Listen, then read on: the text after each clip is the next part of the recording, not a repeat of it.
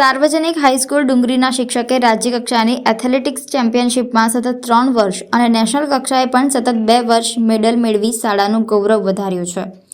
હાલ ગુજરાત રાજ્ય 42મો master athletics championship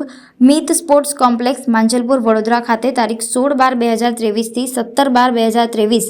એમ 2 દિવસ યોજાયો હતો, જેમાં સાર્વજનિક હાઈસ્કૂલ ડુંગરીના શિક્ષક ભરતકુમાર આર પટેલે સતત 3જા વર્ષે પણ 1500 મીટર દોડમાં બ્રોન્ઝ મેડલ અને 100 મીટર દોડમાં ચોથા ક્રમ પ્રાપ્ત કર્યો છે.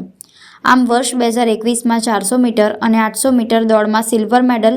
વર્ષ 2022માં 400 મીટર દોડમાં ગોલ્ડ મેડલ અને 1500 મીટર દોડમાં સિલ્વર મેડલ અને વર્ષ 2023માં 1500 મીટર દોડમાં બ્રોન્ઝ મેડલ એમ સતત 3 વર્ષે રાજ્યકક્ષાનો અને વર્ષ 2021માં 80 મીટર હર્ડલ્સમાં બ્રોન્ઝ મેડલ અને વર્ષ 2022માં પણ 80 મીટર હર્ડલ્સમાં સિલ્વર મેડલ અને 3 કિલોમીટર વોકમાં સિલ્વર મેડલ એમ સતત 2 વર્ષ નેશનલ કક્ષાનો એવોર્ડ મેળવી ડુંગરી વિભાગ કેળવણી મંડળ સંચાલિત સાર્વજનિક હાઈસ્કૂલ ડુંગરીનું નામ રોશન કર્યું છે.